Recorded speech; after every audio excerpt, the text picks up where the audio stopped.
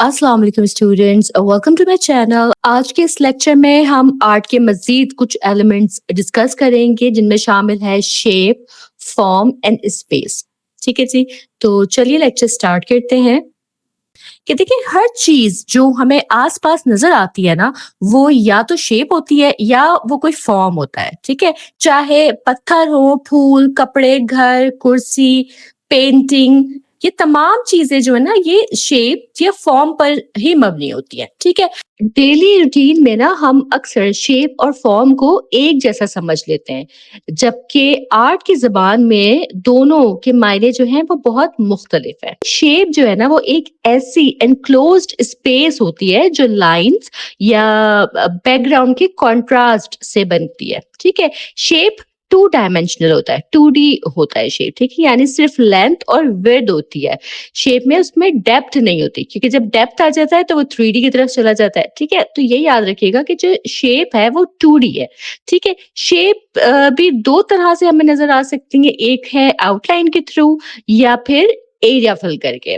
Outline के through ये कि जैसे आप पेपर पर एक स्क्वायर की बाउंड्री बना लेते हैं, ठीक है? ये वो एक आउटलाइन है ना, जस्ट ये आपने बॉल ड्रॉ की तो एक आपने एक स्फेयर बना लिया, ठीक है? तो एक बॉल की एक आउटलाइन ड्रॉ कर ली, तो उससे आपको पता चल गया कि ये इस चीज का शेप है, ठीक है? जबकि फिल करके क्या है कि जब आप उस स्क्वायर के अंदर रेड कलर भर दें तो वो एरिया फिल हो गया, ठीक है? या जो आपने बॉल ड्रॉ की, एक स्क्वायर ड्रॉ किया था, उसमें आपने कलर फिल कर दिया, तो वो एरिया फिल करके भी वो एक शेप आपका हो गया, ठीक है? शेप्स को ना मजीद दो कैटेगरीज में डिवाइड किया गया है, एक है ज्योमेट्रिक शेप और एक है फ्री फॉर्म या ऑर्गेनिक शेप, ठीक है? तो ज्योमेट्रिक शेप जो है वो शेप्स होती हैं जो प्रिसाइज होती हैं और जिनको मैथमेटिकल फॉर्मूलाज की मदद से इजीली डिस्क्राइब किया जा सकता है। सही है, ये शेप्स बिल्कुल रेगुलर और सही प्रोपोर्शंस में होती हैं।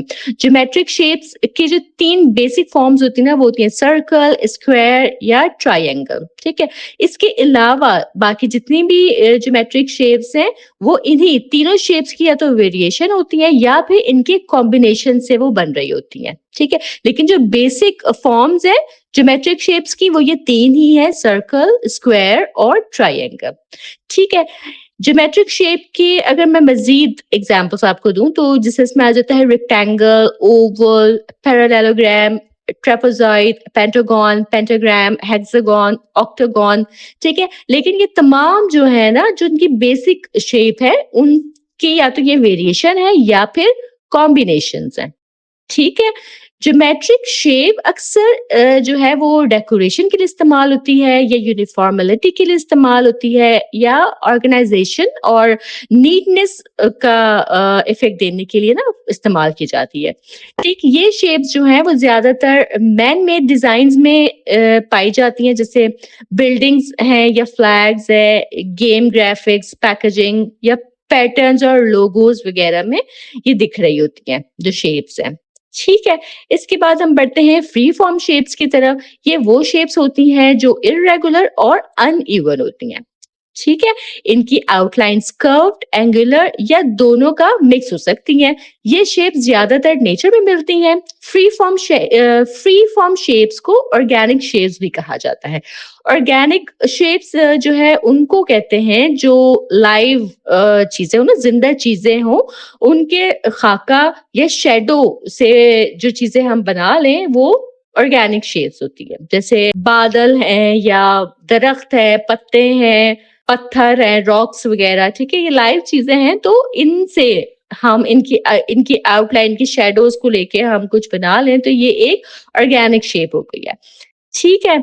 फ्री फॉर्म शेप्स ना वो शेप्स होती हैं जो रेगुलर नहीं होती, जिन्हें मैथ फॉर्मूला से डिस्क्राइब नहीं किया जा सकता, ठीक है? ये इरेगुलर, अनइवन होती हैं और इनकी आउटलाइंस कभी कर्व्ड, कभी एंगुलर होती हैं या कभी दोनों का मिक्स होती हैं, ठीक है? ये ज्यादातर नेचर में मिलती हैं। जो फ्री फॉर्म शेप्स है ना, नाम से पता चल रहा है ना आपको, फ्री फॉर्म, ठीक है? जो फ्री फॉर्म शेप्स हैं इनकी कोई फिक्स ज्योमेट्री नहीं होती, इसीलिए ये ऑर्गेनिक शेप्स कहलाती हैं, ठीक है? देखिए, जो शेप परफेक्ट सर्कल, स्क्वायर या ट्रायंगल ना हो, बल्कि नेचर की तरह अनइवन हो, उसे फ्री फॉर्म शेप कहते हैं। आई होप कि अब आप समझ रहे होंगे इसको। ठीक है, फ्री फॉर्म शेप जो है वो आर्ट वर्क को नेचुरल लुक देती हैं, विजुअल इंटरेस्ट बढ़ाती हैं और रियल लाइफ फीलिंग पैदा कर रही होती हैं। एलिमेंट ऑफ फॉर्म्स की तरफ बढ़ते हैं तो देखिए, मैंने पहले भी आपको बताया कि हम डेली लाइफ में, डेली रूटीन में जो है अक्सर शेप और फॉर्म का जो लफ्ज है उसको एक जैसा इस्तेमाल कर लेते हैं, लेकिन आर्ट की जबान में ये दोनों डिफरेंट मीनिंग्स रखते हैं। ठीक है, ये दोनों डिफरेंट चीजें हैं। ठीक है, फॉर्म किसी भी ऐसी चीज को कहते हैं जिसमें 3 डायमेंशंस होती हैं। ठीक है, लेंथ, विड्थ और डेप्थ, यानी कि लंबाई, चौड़ाई और गहराई। ठीक है, आप खुद जो है ना वो एक 3 डायमेंशनल फॉर्म है। इसी तरह अगर कोई दरख्त है या टेबल है, ये भी फॉर्म्स ही हैं। ठीक है, 2 डायमेंशनल शेप्स और 3 डायमेंशनल फॉर्म्स एक दूसरे से ताल्लुक रखती हैं। जैसे सिलेंडर को अगर हम देखें तो सिलेंडर का एक एंड जो है वो सर्कल होता है। ठीक है, क्यूब को देखें तो क्यूब का भी एक एंड, एक साइड जो है वो स्क्वायर होगा। ट्रायंगल देखें तो ट्रायंगल बढ़कर जो है वो कोन या पिरामिड की फॉर्म बना सकता है। ठीक है, तो इन दोनों का आपस में एक ताल्लुक होता है। ठीक है, आर्ट में जो है फॉर्म की 2 बुनियादी किस्में होती हैं, एक है ज्योमेट्रिक फॉर्म और एक है फ्री फॉर्म या ऑर्गेनिक फॉर्म। ठीक है, जैसे हमने शेप्स में बात की थी कि ज्योमेट्रिक शेप थी और फ्री फॉर्म या ऑर्गेनिक शेप थी, इसी तरह से फॉर्म में भी ज्योमेट्रिक फॉर्म्स और फ्री फॉर्म या ऑर्गेनिक फॉर्म है। ठीक हो गया। तो ज्योमेट्रिक जो फॉर्म है ना, उसकी तरफ बढ़ते हैं कि ज्योमेट्रिक शेप की तरह ज्योमेट्रिक फॉर्म भी मैथमेटिकल डिस्क्रिप्शन पर बेस्ड होती है। ठीक है, ये फॉर्म्स ज्यादातर कंस्ट्रक्शन, ऑर्गेनाइजेशन और मशीन्स के पार्ट्स बनाने में इस्तेमाल होती हैं। क्योंकि ये 3 डायमेंशनल होती हैं, इसलिए ये असल ऑब्जेक्ट की शक्ल में मौजूद होती हैं, जैसे क्यूब, सिलेंडर, कोन या स्फेयर। ठीक है, ज्योमेट्रिक फॉर्म्स आमतौर पर उन चीजों में होती हैं जो इंसान ने बनाई होती हैं, यानी मैन मेड प्रोजेक्ट्स जो होते हैं। ठीक है, फ्री फॉर्म या ऑर्गेनिक फॉर्म्स की तरफ बढ़ते हैं तो देखिए, फ्री फॉर्म या ऑर्गेनिक फॉर्म वो 3D ऑब्जेक्ट्स होते हैं जो इरेगुलर और अनइवन होते हैं, जैसे पत्थर, पानी के छोटे छोटे तालाब, बादलों की सूरतें या पहाड़ या दरख्त, झाड़ियां वगैरह, ये सब फ्री फॉर्म्स होती हैं। ठीक है, जानवर और इंसान भी ज्यादातर फ्री फॉर्म्स होते हैं क्योंकि उनकी शक्लें वक्त के साथ बदलती रहती हैं, यानी ये लिविंग थिंग्स की जो है वो एक खाका कह लें। ठीक है, एक खाका है, एक मुशाबित है और नेचुरल ऑब्जेक्ट्स की फॉर्म को रिप्रेजेंट करता है। ठीक है, 3 डायमेंशनल मीडिया भी मैं आपको बताती चलती हूँ कि देखिए, आर्ट में जब फॉर्म्स 3D मटेरियल से बनाया जाए ना, उसे स्कल्पचर भी कहा जा सकता है। ठीक है, मीडिया या मीडियम का मतलब ये है कि वो मटेरियल जिससे आर्ट बनाई जाए। ठीक है, वो मीडिया है इसमें। ठीक है, 3D मीडिया के एग्जांपल्स में ना हमारे पास आ जाती है क्ले, वुड, स्टोन, मेटल या प्लास्टर या पेपर मैश वगैरह। ठीक है, ये सब मटेरियल्स 3D डिजाइन और स्कल्पचर बनाने के काम आते हैं। ठीक है जी, एलिमेंट ऑफ स्पेस की तरफ बढ़ते हैं अब कि स्पेस जो है आर्ट का वो एलिमेंट है जो किसी भी आर्ट वर्क में डिस्टेंस या एरिया को शो करता है, यानी चीजों के आसपास, बीच, ऊपर, नीचे या अंदर कितनी जगह है, वो स्पेस होती है। जब हम एक फ्लैट सरफेस पे, जैसे कोई फ्लैट पेपर हो, उस पर ड्रॉ करते हैं, कुछ भी ड्राइंग बनाते हैं, तो डेप्थ का इल्यूजन क्रिएट किया जाता है। ठीक है, ताकि जो तस्वीर है वो 3D जैसी नजर आए। ठीक है, उसको ये इल्यूजन क्रिएट करने के लिए ना हमें चाहिए होती है linear perspective, overlapping, size variation, detail level और कलर और वैल्यू। ये चीजें जो है किसी भी ड्राइंग का ना डेप्थ इल्यूजन बनाने में काम आती है। जो हम डेप्थ का इल्यूजन क्रिएट करने के लिए हमने पहली चीज की बात की थी वो थी लीनियर पर्सपेक्टिव। तो उसको हम डिस्कस करते हैं, लीनियर और कर्वी लीनियर पर्सपेक्टिव को। तो पर्सपेक्टिव एक ड्राइंग सिस्टम है जिससे हम ऑब्जेक्ट्स को स्पेस में दूर जाता हुआ शो करते हैं, बिल्कुल वैसे ही जैसे हम 3D दुनिया में देख रहे होते हैं। ठीक है, बेसिक आइडियाज का क्या है? बेसिक आइडिया ये है कि जब कोई चीज दूर जाती है तो छोटी दिखाई देती है। ठीक है, पैरेलल लाइंस दूर जाकर एक पॉइंट पे, एक वैनिशिंग पॉइंट होता है, उस पॉइंट पर जाकर जब मिलती है तो वो एक दूर होने का इफेक्ट क्रिएट करती है। ठीक है। लेयर पर्सपेक्टिव की जो है वो 3 टाइप्स है। एक है 1 पॉइंट पर्सपेक्टिव, ये एक डायरेक्शन में दूर जाना होता है। 2 पॉइंट पर्सपेक्टिव, ये 2 मुख्तलिफ डायरेक्शंस में दूर जाना होता है। और 3 पॉइंट पर्सपेक्टिव, ये हाइट या नीचे की डायरेक्शन में भी डेप्थ शो करना होता है। ठीक है। कर्वीलिनियर पर्सपेक्टिव जो है इसमें लाइंस कर्व होती हैं, जैसे फिश आई कैमरा व्यू, ये 4, 5, 6 वनिशिंग पॉइंट्स तक हो सकती हैं। ठीक है। रियल वर्ल्ड में ना हमारे पास एक आउटर स्पेस होती है और एक इनर स्पेस होती है। आउटर स्पेस जहाँ रॉकेट्स वगैरह मूव करते हैं, प्लैनेट्स एक्सप्लोर किए जाते हैं। ठीक है। और इनर स्पेस क्या है कि जैसे हमारा रूम है या बिल्डिंग के अंदर की जगह है, ये इनर स्पेस है। ठीक है। स्पेस जो है ना वो 2D भी होती है, जैसे विंडो की फ्लैट सरफेस वगैरह, जैसे विंडो की फ्लैट सरफेस वगैरह, और 3D भी होती है, जैसे स्विमिंग पूल में जो पानी की जगह है, जो पूल है, वो एक 3D स्पेस हो जाती है। ठीक है। तो देखिए स्पेस जो है वो एलिमेंट है जो आर्ट वर्क में ऑब्जेक्ट्स के दरमियान और आसपास की जगह को दिखाता है। पॉजिटिव स्पेस में सब्जेक्ट होता है, जबकि नेगेटिव स्पेस बैकग्राउंड होता है। ठीक है। पर्सपेक्टिव, साइज, ओवरलैपिंग, कलर और वैल्यू के जरिए जो है 3D डेप्थ क्रिएट की जाती है। ठीक है जी। पॉजिटिव और नेगेटिव स्पेस के बारे में भी आपको बताती चलती हूँ कि देखिए जो 2 डायमेंशनल और 3 डायमेंशनल आर्ट में शेप या फॉर्म को पॉजिटिव स्पेस या फिगर कहा जाता है। 2 डायमेंशनल और 3 डायमेंशनल आर्ट में शेप्स या फॉर्म्स को पॉजिटिव स्पेस या फिगर कहा जाता है। जो खाली जगह इन शेप्स के बीच में या आसपास में होती है उसे नेगेटिव स्पेस या ग्राउंड कहते हैं। ठीक है। फॉर एग्जाम्पल कि अगर आप पोर्ट्रेट बनाएं तो पॉजिटिव स्पेस इसमें क्या है, इंसान का चेहरा या जिस्म जिसको आप पोर्ट्रेट बना रहे हैं वो पॉजिटिव स्पेस है। और नेगेटिव स्पेस इसमें क्या है, चेहरे के इर्द गिर्द जो उसका खाली बैकग्राउंड आ रहा है, उसकी बॉडी के इर्द गिर्द जो उसका बैकग्राउंड है वो उसकी नेगेटिव स्पेस है। ठीक है। या अगर जैसे आप एक चेयर कोई ड्रॉ करें तो आपने चेयर जो बनाई है ना, वो जो कुर्सी है वो आपकी पॉजिटिव स्पेस है, जो आपने बनाया है, जो आपकी शेप या फॉर्म है वो आपका पॉजिटिव स्पेस है। और जो उसके इर्द गिर्द आगे पीछे की जगह है वो नेगेटिव स्पेस है। ठीक है। नेगेटिव स्पेस का साइज और शेप जो है वो आर्ट वर्क का मीनिंग बदल सकता है। जैसे अगर बहुत ज़्यादा खाली जगह है तो देखने वाले को जो है तन्हाई का एहसास हो सकता है या फिर आज़ादी का एहसास भी हो सकता है। ठीक है। इसी तरह अगर शेप जो है वो बहुत क्लोज हो, ठीक है, तो टेंशन या टुगेदरनेस का एहसास हो सकता है। यानी पॉजिटिव और नेगेटिव स्पेस का इंटरेक्शन जो है वो ओवरऑल मूड क्रिएट करता है। ठीक है। कभी कभी 2D आर्ट में डिसाइड करना मुश्किल हो जाता है कि कौन सी जगह पॉजिटिव है और कौन सी नेगेटिव है। कुछ आर्टिस्ट जानबूझकर दोनों को इक्वल इंपॉर्टेंस देते हैं ताकि जो देखने वाला है, जो व्यूअर है, वो कंफ्यूज हो जाए। ऐसे आर्ट वर्क में पॉजिटिव और नेगेटिव स्पेस उलट पलट होती रहती है, जिससे विजुअल पजल क्रिएट होता है जो देखने वालों को बहुत इंटरेस्टिंग भी लगता है। ठीक है। Creating the illusion of space की बात करते हैं कि आर्ट वर्क में डेप्थ या दूरियां दिखाने के लिए कुछ टेक्निक्स यूज़ की जाती हैं। इन्हें यूज़ करके हम फ्लैट यानी कि 2D ड्राइंग जो हो उसमें भी 3D स्पेस का एहसास पैदा कर सकते हैं। ठीक है। तो इसमें पहली चीज़ आ जाती है साइज़, कि बड़ी चीज़ें नज़दीक लगती हैं और छोटी चीज़ें दूर लगती हैं। ठीक है।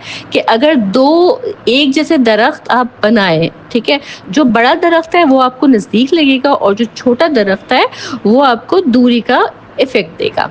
ठीक है।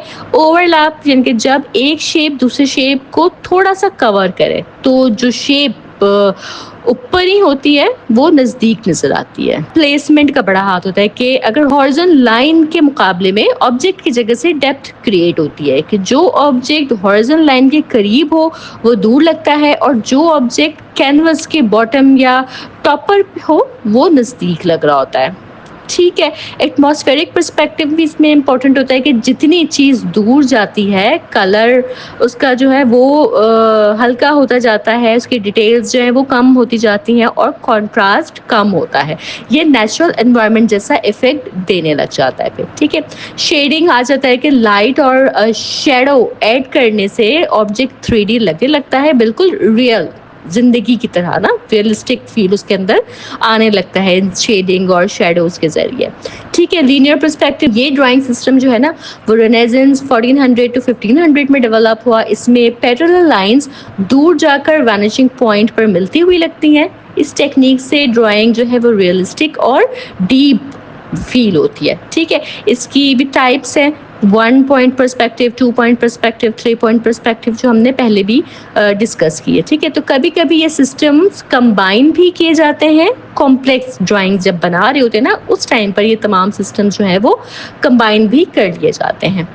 ठीक है, आर्ट में स्पेस एक बहुत अहम एलिमेंट है क्योंकि हर शेप और हर फॉर्म स्पेस में ही मौजूद होती है। सही है, किसी भी चीज का होना तभी मुमकिन होता है जब उसके आसपास एक खाली जगह हो। ठीक है, एक स्पेस हो। ठीक है, जब आप कागज पर एक स्क्वायर बनाते हैं तो उसके इर्द गिर्द जो खाली जगह होती है वो ही उस स्क्वायर को शेप बनाता है।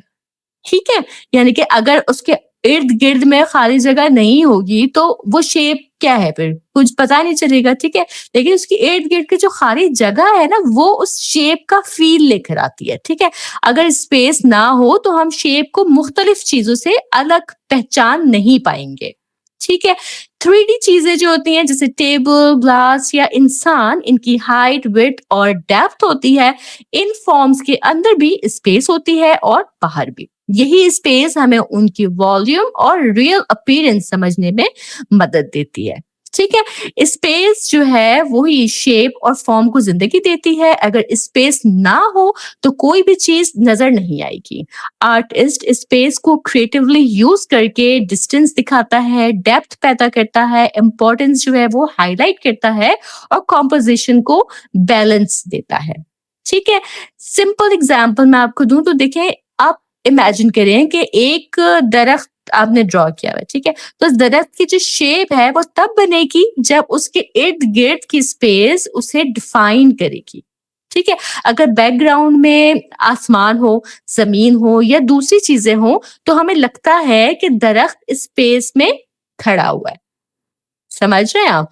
ठीक है, तो ये कि शेप और फॉर्म्स तभी वजूद रखती हैं जब उनके आसपास स्पेस मौजूद हो।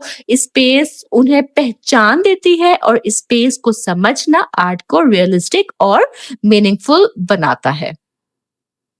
ठीक है जी, तो इसके साथ ही ये लेक्चर भी हमारा यहीं मुकम्मल होता है। मैं इस पूरे लेक्चर को आपके लिए समराइज कर देती हूँ आपके सामने के लिए। तो देखिए, आर्ट में ना शेप, फॉर्म और स्पेस, ये तीनों एलिमेंट्स बहुत अहम एलिमेंट्स हैं। शेप एक 2 डायमेंशनल 2D एरिया होता है जिसमें सिर्फ लेंथ और विड्थ होती है, जैसे सर्कल, स्क्वायर, ट्राइंगल या कोई ऑर्गेनिक शेप। ठीक है, फॉर्म जो है वो 3 डायमेंशनल 3D होती है जिसमें लेंथ, विड्थ के साथ डेप्थ भी होती है, जैसे क्यूब, स्फेयर या कोन। ठीक है, या फिर कोई नेचुरल ऑब्जेक्ट। शेप्स और फॉर्म्स दोनों स्पेस में मौजूद होती है और स्पेस उनके आसपास और बीच की खाली जगह होती है।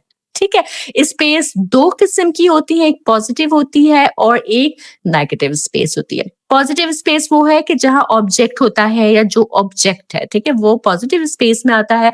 और नेगेटिव स्पेस यानी कि ऑब्जेक्ट के आसपास, ऊपर नीचे कहीं भी जो खाली जगह है वो नेगेटिव स्पेस है। ठीक है, आर्टिस्ट जो है वो साइज, ओवरलैपिंग और पर्सपेक्टिव का यूज करके फ्लैट ड्राइंग में डेप्थ यानी इल्यूजन ऑफ 3D पैदा कर सकता है। ठीक है, ये तीनों एलिमेंट्स मिलकर आर्टवर्क को रियलिस्टिक, बैलेंस्ड और विजुअली इंटरेस्टिंग बनाते हैं। ठीक है जी, तो इसके साथ ही ये लेक्चर हमारा मुकम्मल होता है। मुझे उम्मीद है कि ये एलिमेंट्स आपको समझ आए होंगे। अगर आपके कोई सवालात, कोई क्यूरी, कोई डाउट्स वगैरह या फिर कोई फीडबैक हो तो आप ज़रूर मुझे कमेंट सेक्शन में बताइएगा। मैं इंशाल्लाह पूरी कोशिश करूँगी आपके सवालों का जवाब देने की।